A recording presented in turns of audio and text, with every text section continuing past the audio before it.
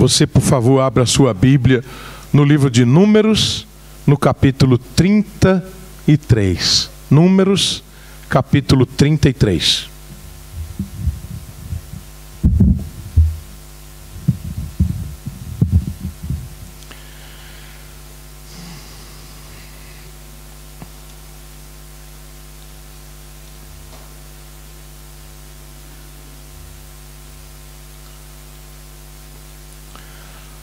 As jornadas desde o Egito até Moabe. Foram estas as jornadas dos israelitas quando saíram da terra do Egito, segundo seus exércitos, sob o comando de Moisés e Arão. Moisés registrou os pontos de partida das jornadas conforme a ordem do Senhor.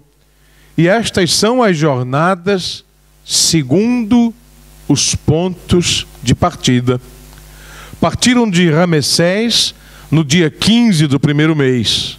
No dia seguinte ao da Páscoa, os israelitas saíram de mãos erguidas à vista de todos os egípcios, enquanto estes enterravam todos os seus primogênitos, a quem o Senhor havia ferido entre eles, depois que executou juízos também contra os seus deuses. Os israelitas partiram de Ramessés e acamparam em Sucote. Partiram de Sucote e acamparam em Etã, que fica na extremidade do deserto. Partiram de Etã e, voltando a Pi-Hairote, que fica defronte de Baal-Zefon, acamparam diante de Migdol. Partiram de Pi-Hairote e passaram pelo meio do mar até o deserto, e andaram durante 3 dias no deserto de Etã e acamparam em Mara. Partiram de Mara e chegaram a Elim, onde havia 12 fontes de água e 70 palmeiras, e ali acamparam. A dinâmica de todo o capítulo 33 é: partiram, caminharam, acamparam, partiram, caminharam, acamparam. Oremos. Pai querido, eu te peço agora, Senhor, humildemente, que as palavras dos meus lábios, assim também o meditar do meu coração, que eles sejam agora agradáveis diante da tua presença, que eu seja usado apenas como um pequenino instrumento em tuas mãos, porque convém que o Senhor cresça e o teu servo diminua. Bendito é o nome do Senhor, em nome de Jesus, amém.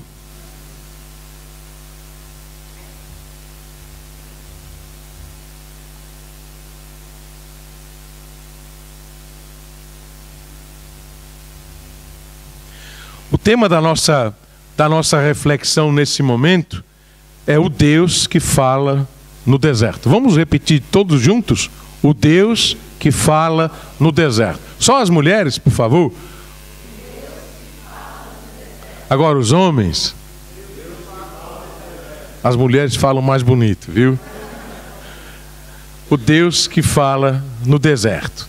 Eu quero começar dizendo que, apesar de ser um livro bastante negligenciado, porque muitos cristãos preferem ler o Novo Testamento, ou então, quando leem o Antigo Testamento, preferem os Salmos, os Provérbios, os escritos dos profetas, maiores ou menores.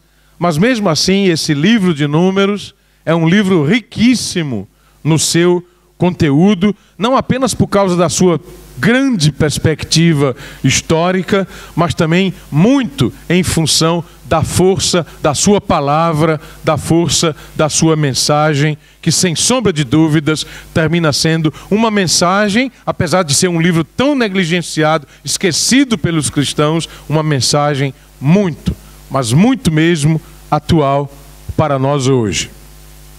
Tendo dito isso, deixa eu começar fornecendo alguns poucos detalhes que eu espero que sirvam para ajudar você, para ajudar todos nós a entendermos um pouquinho melhor o livro de Números. Em primeiro lugar, esse livro é considerado o livro das peregrinações de Israel. Seu nome é extraído de duas contagens que foram realizadas entre os israelitas. A primeira, no Monte Sinai, a segunda, nas campinas de Moabe. É verdade que a maior parte do livro de Números, ela descreve as experiências de Israel durante todo esse período de 40 anos que o povo peregrinou pelo deserto. Segundo lugar, vale a pena termos em mente que possivelmente a grande lição do livro de Números seja nos lembrar que, embora na vida muitas e muitas vezes nós tenhamos que passar por experiências no deserto, de deserto mesmo, de espiritualidade, não é necessário ninguém viver no deserto. Deserto não foi feito para a gente viver nele.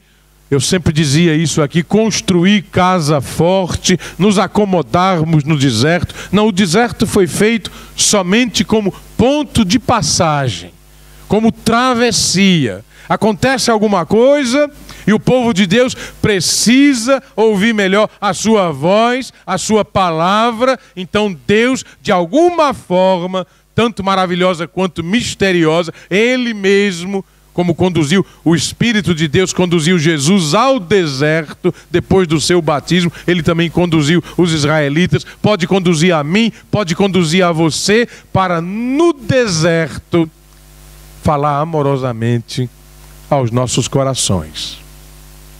Mas nunca deseje ficar no deserto, viver no deserto, fazer casa própria no deserto. Terceiro lugar, quero salientar que o título do livro de Números, ele é extraído da primeira palavra do texto em hebraico. Isso acontece com quase todos os livros do Antigo Testamento. Vayedaber, literalmente significa Ele, Deus, disse. Deus disse. Literalmente, Ele, obviamente, Deus disse. Aqui preciso dizer que muitos escritos judaicos se referem ao livro de Números extraoficialmente, usando um outro termo, Bemidbar. E isso significa no deserto. Indica com maior precisão o conteúdo do livro.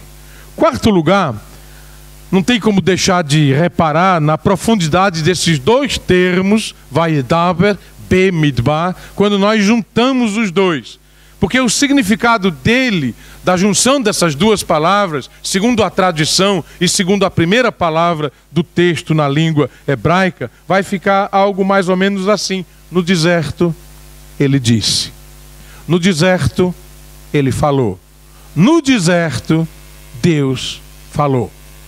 Falou com os israelitas ali, falou com Jesus, fala comigo, fala contigo, fala com qualquer um de nós que estamos dispostos a abrir os nossos corações, as nossas mentes e os nossos ouvidos para ouvirmos a sua voz.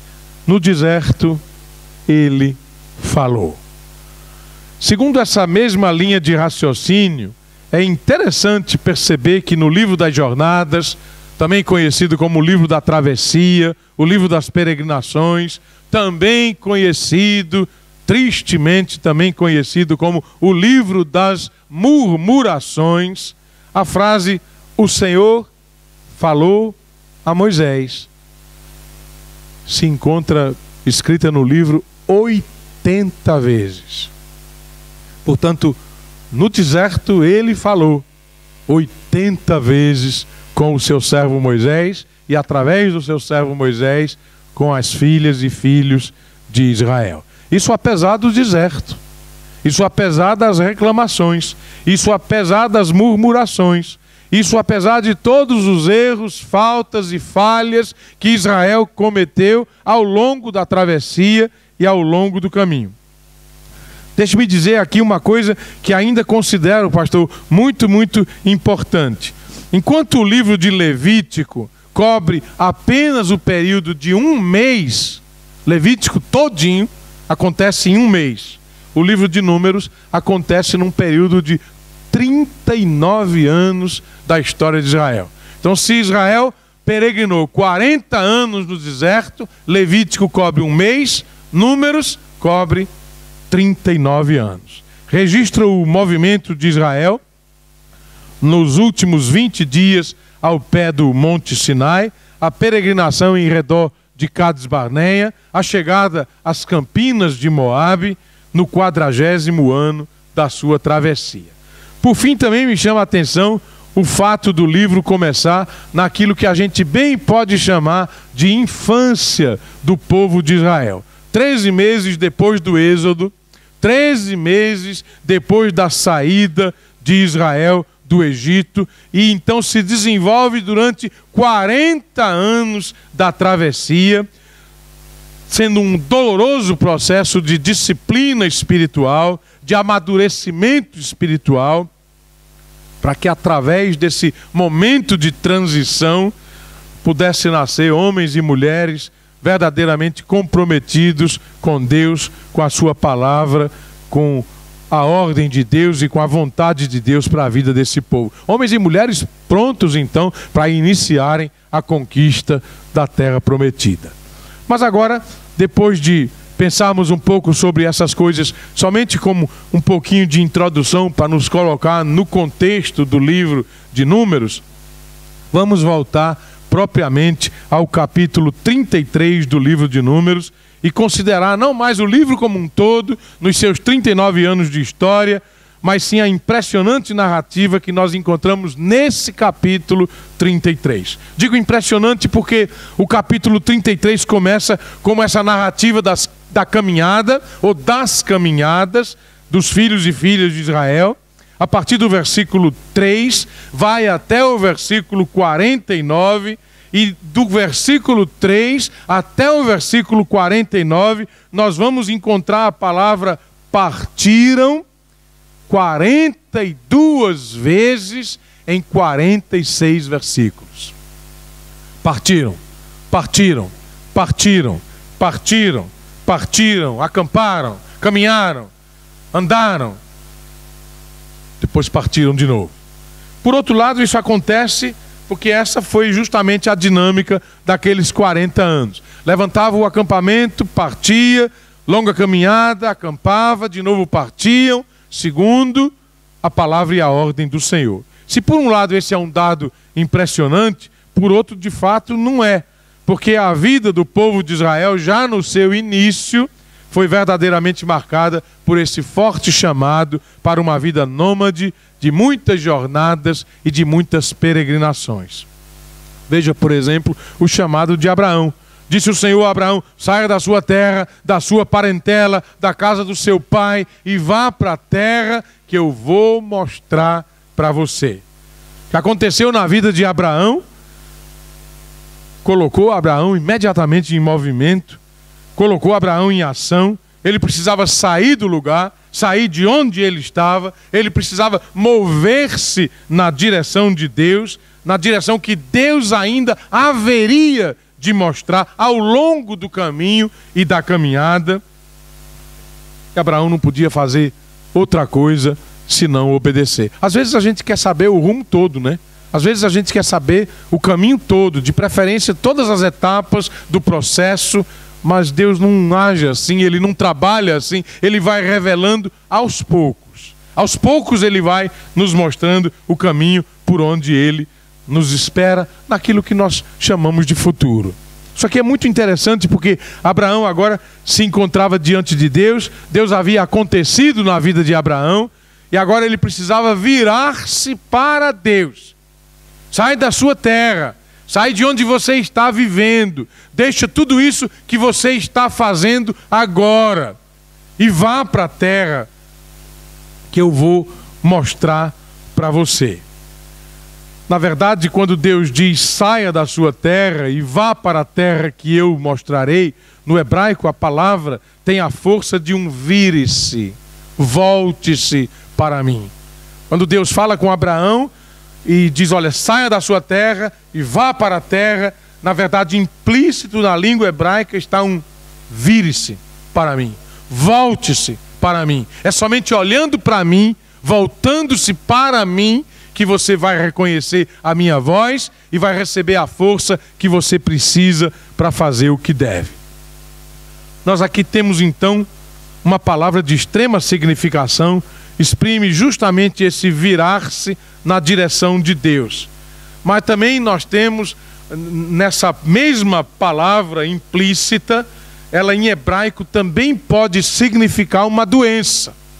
A doença de andar em círculos, a doença de não sair de onde você está e não ir para onde Deus está designando, enviando você.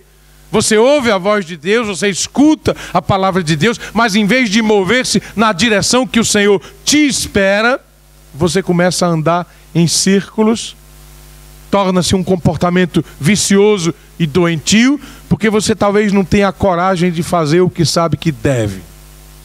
Talvez não tenha a coragem de tomar a decisão de ir para onde você sabe que precisa ir, para onde você sabe que Deus te quer e te espera. Então essa mesma palavra, esse mesmo volte-se para mim, esse mesmo vire-se para mim, também pode implicitamente significar o círculo vicioso de uma doença, de uma pessoa que ou sai do lugar e vai na direção que Deus lhe espera, ou então fica dando volta em torno de si mesma, na órbita da sua própria existência. Volte-se para mim, vire-se para mim, chamado de Abraão como metáfora do chamado de todos nós, como metáfora desse capítulo 33 do livro de Números, quando Deus dava a ordem e o povo precisava romper com o lugar onde eles estavam e ir para onde Deus estava direcionando.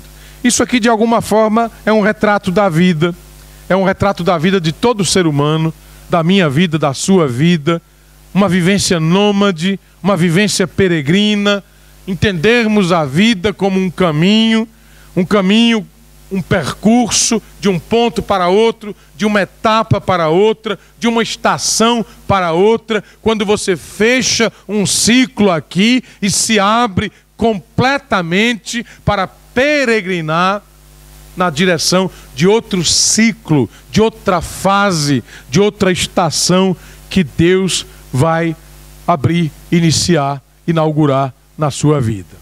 Mas também tem aquelas pessoas que não querem nunca sair de onde estão, que não querem nunca deixar o seu lugar, que preferem ficar na zona de conforto do que abrir-se ao novo e à novidade de Deus. É assim que o capítulo 33 de Números chamou minha atenção. Eu vejo nele uma espécie de espelho da condição humana, espelho do chamado de Deus, que parece querer nos dizer que a vida precisa ser vivida. Não de forma estática, não como uma prisão, não como uma masmorra, não como uma zona de conforto, mas sempre estarmos abertos à voz de Deus, à vontade de Deus, ao chamado de Deus e a seguirmos para onde o Senhor nos quer e nos espera, ao invés de ficarmos andando em volta de nós mesmos, orbitando em volta dos nossos próprios interesses apenas. A temática de Números 33 parece com a de Abraão, do chamado de Abraão, se repete muitas vezes no Novo Testamento, quando, por exemplo, o cego de nascença, a história que você encontra ali em João capítulo 9, de 1 a 11, aquele homem era completamente cego, ele não via alguma coisa, ele não enxergava nada, absolutamente nada. Ele foi curado por Jesus, e quando Jesus curou aquele homem, Jesus pronunciou as seguintes palavras: vá ao tanque de Siloé e lave-se. E ele foi, lavou-se e voltou a viver. Percebe? Vá. Você foi curado para alguma coisa. Ele ainda tinha que fazer um percurso de onde ele estava até o tanque de Siloé, ali lavar-se e voltar a ver. Precisava romper com o ciclo daquela doença. Era um homem doente que ouviu o vá de Jesus. Ele precisava sair de onde ele estava, precisava mover-se na direção que Jesus indicava na sua vida, precisava seguir um rumo novo, um caminho novo, e Jesus disse para ele: vá. O paralítico, ajudado pelos seus 4 amigos, também foi curado por Jesus, passando ali por aquele telhado. E também lá em Marcos 2, de 1 a 12, Jesus vai olhar para ele e vai dizer: levante-se, tome o seu leito e vá para a sua casa. Levantar, tomar o seu leito, seguir a vida adiante. Ele podia até voltar para a sua casa, mas jamais voltaria a ser o mesmo homem, jamais voltaria a ser a mesma pessoa. Também ele ouviu o vá de Jesus: vire-se para mim, volte-se para mim, deixe de viver preso, amarrado nessa maca, nessa paralisia, disponha-se, fique em pé, vá, venha. Terceiro lugar, o fariseu hipócrita, um defensor da lei, que não vivia de acordo com a lei, experimentava, provava Jesus. Foi quando Jesus contou a parábola do bom samaritano, Lucas 10, de 25 a 37. Aqui nós estamos diante de um homem, não que precisa de uma cura maravilhosa, mas sim diante de um homem superficial, alguém que se acostumou a viver sem profundidade, conhecia a lei, mas de fato não amava a lei, tinha a sua própria verdade. Ao invés de adaptar a sua vida à verdade de Deus, ele adaptava a verdade de Deus à sua vida, e isso é o que muitas pessoas procuram fazer. Quando a verdade de Deus me confronta e quando ela pede que eu mude, não sou eu que me adequo à verdade de Deus, mas eu faço tudo para adequar a verdade de Deus ao meu estilo de vida, à minha vontade de viver, ao jeito que eu quero viver. Mas também esse homem foi alcançado pela misericórdia de Deus. Também ele foi chamado para mudar de vida, para virar-se na direção de Jesus, de Deus, de uma outra vida. Também ele ouviu palavras benditas. Você lembra? Jesus conta a parábola do bom samaritano e no fim diz assim: agora você vá e faça a mesma coisa. Agora você vá e haja como bom samaritano. Agora você vá e seja você mesmo o bom samaritano de alguém que vai cruzar o seu caminho. A mulher flagrada em adultério, trazida para ser julgada por Jesus, João 8, de 1 a 11, alguém que estava vendendo o corpo, a alma, destruindo sua vida, sua verdadeira identidade. Também ela experimentou a misericórdia de Deus, também ela ouviu palavras benditas de Jesus, que muito parece com ele. Partiram, levantaram, foram, vire-se para mim, volte-se para mim, rompa esse ciclo de viver em torno do prazer, ou de você mesmo, ou da sua visão de vida, ou do que você quer fazer. Vá e não peque mais. Vire-se, volte-se para mim, comece a viver uma outra vida, comece a viver de verdade. Se você for para Marcos 5, vai encontrar uma mulher com fluxo hemorrágico, enferma há 12 anos, um endemoniado gadareno. Tanto esses como tantas outras pessoas ouviram esse vá de Deus, esse vire-se para mim, esse volte-se para mim. E o interessante é que também eu hoje estou ouvindo isso. Mesmo eu que estou trazendo a palavra e trazendo a reflexão, você também não está aqui por acaso, você também veio para ouvir o levante-se, vire-se, volte-se para mim, vá. Mas onde é que você está? De onde é que você precisa sair? Com o que você precisa romper na sua vida? O que é que precisa ficar para trás? Qual é o leito, a maca que te faz paralítico da vida? O que é que venda os teus olhos e te impede de ver a vida como ela é? Como Deus quer que você veja?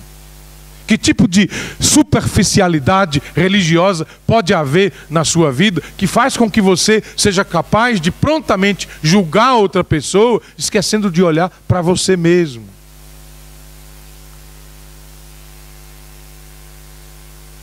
Nós não estamos ouvindo Números 33 por acaso. Essa palavra é para mim, é para você, é para todos nós que estamos aqui hoje, que não viemos aqui por acaso, mas fomos trazidos pelo Espírito de Deus.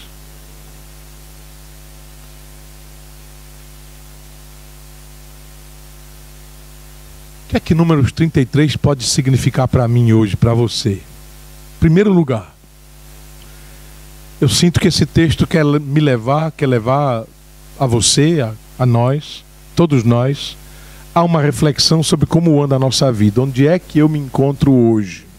Como é que anda a minha vida hoje? Quem sou eu? O que é que eu ando fazendo com a minha vida? Se eu continuar vivendo como eu estou vivendo hoje, onde eu estarei daqui a 5 anos? Será que eu estou acampado, parado no tempo, construí uma casa no deserto? Será que eu estou dando voltas em torno da minha vida? Será que eu estou orbitando em torno do meu ego, do meu eu, da minha vontade, colocando tudo isso acima da vontade de Deus? Ou será que eu estou, de fato, livre, caminhando adiante, disposto a ouvir a voz de Deus? Será que eu estou lutando, resistindo, tocando a vida para frente? Como é que, de fato, eu me encontro hoje? Eu me encontro agora? Que cenário marca minha vida hoje? Qual é a paisagem da sua vida hoje? Quando você olha para fora, que paisagem tem sua vida? Quando você olha para dentro de você, ou quando você olha para fora, a tudo aquilo que está ao teu redor. Segundo lugar, eu penso que além de nos conduzir a esse tipo de reflexão, esse texto quer e pede mais de mim, de você, de nós. Ele nos chama, nos convoca a romper com tudo aquilo que hoje possivelmente nos prende ou nos limita. O que é que nos paralisa hoje? O que é que impede a nossa visão? O que é que diminui a minha, a sua, a nossa verdadeira identidade? O que é que nos faz adoecer? O que é que nos faz cair em depressão, em tristeza? O que é que nos faz andarmos em círculo em torno de nós mesmos? Se por outro lado você não está andando em círculos, mas está atravessando um deserto, entenda que a mesma dinâmica que Deus usou com as filhas e filhos de Israel no livro de Números, o livro das jornadas, também vale para mim, também vale para você. Partir, estar atento, disposto, pronto, pronta, precisa ser uma palavra de ordem também na minha vida, na sua vida. Você não pode, não deve se acostumar a viver no deserto. Nosso chamado às vezes envolve atravessar um deserto, mas não nele fazermos morada permanente. No deserto verdadeiro, real, existem muitos perigos e muitas provações. Cuidado. No deserto existem muitas miragens, muitas ilusões. Existe a possibilidade de muitos ataques. Muitas coisas visam roubar a nossa atenção daquilo que é o centro. Cuidado com a real possibilidade de, no deserto, perder o rumo da sua caminhada. No deserto é muito fácil um peregrino, um caminhante, ficar desorientado. No deserto tudo pode ficar maior, dependendo do vento, do calor do sol, da intensidade da experiência, tudo fica maior, tudo ganha uma perspectiva muito maior. No deserto, geralmente, um caminhante se sente extremamente pequeno. Tudo aumenta, muitas vezes, o tamanho, por exemplo, dos nossos problemas. A palavra de ordem é no deserto apenas acampar. É sempre 80 vezes, 100 vezes, 120 vezes, tantas vezes quantas Deus falar, estarmos prontos para nos levantarmos o mais rápido, com mais disposição, para seguirmos até onde o Senhor nos quer e nos espera. Também nós temos uma jornada pela frente, também nós vivemos para seguir adiante, também nós não podemos parar, também nós não podemos desistir, também nós precisamos nos mover, nos colocar a caminho da cura espiritual, daquilo que Deus sabe que eu mais preciso. O que é que você mais precisa hoje? Qual é a sua maior necessidade hoje? Pode não ser o que você pensa que é. Talvez você venha orando por uma coisa, mas existem outras coisas que são muito mais urgentes na sua vida. São muito mais necessárias na sua vida. O deserto, às vezes, pode fazer com que a gente torne os problemas muito maiores e nos faça perder o foco daquilo que Deus realmente quer fazer. Pense agora em tudo isso que você acabou de ouvir. Por favor, pense no principal, no mais importante. Tem a ver com o chamado, uma palavra que convida você a se reconciliar com Deus, a virar-se na direção de Jesus. Jesus que quer e pode te curar, te tirar de uma vida em círculos, para te colocar a caminho de um horizonte pleno. Mas eu pergunto, já querendo concluir, que deserto você atravessa hoje? De onde é que você precisa sair? Com o que você precisa romper? Onde você está colocando os teus olhos, o teu foco, a tua atenção? Para quem você precisa de fato olhar? Você pode estar no deserto da dúvida, pode estar no deserto do medo, pode estar no deserto de uma carência emocional, de uma carência afetiva, pode estar no meio de um deserto econômico, financeiro, pode estar no meio de um deserto de perseguição, de injustiça, de uma perda, de uma decepção, de uma dor muito, muito forte. Nós precisamos romper com isso. Precisamos olhar para o Deus que fala comigo e contigo no deserto. O Deus que é maior do que os nossos problemas, do que as nossas dificuldades, do que as nossas contradições. O Deus que fala no deserto. Acredito que chegou a hora, é tempo de nos levantarmos, é tempo de ouvirmos a voz de Deus, o chamado dele. O meu é diferente do seu. Cada um tem o seu próprio chamado, tem a sua própria grande comissão, tem a sua própria missão nessa vida. E nós não devemos mais fugir, não devemos mais nos esconder.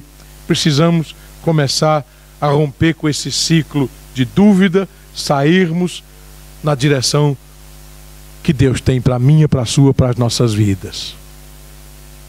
Enfrente tudo que você precisar enfrentar. Entenda que você não está sozinha. Você não está só.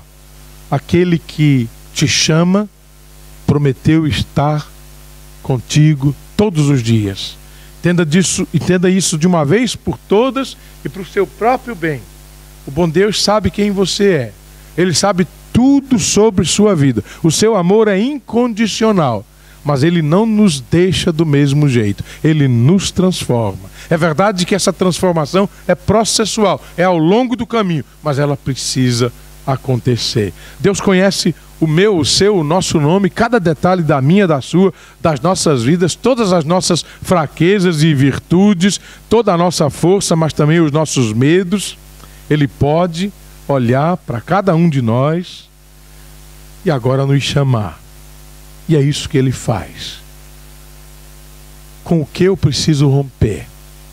De onde eu preciso sair? Onde a vontade de Deus me espera? Grande questão dessa noite. Queria pedir que você não caia no sono essa noite, não reconcilie-se com a sua cama, com um momento de prazeroso descanso, depois de um dia de trabalho ou de muitas atividades, mesmo sendo domingo do Senhor, que você coloque sua vida, sua existência, o que você quer diante do que Deus quer. Quais são os seus planos diante dos planos que Deus tem para você. O que você pode e deve fazer, o que Deus espera de você.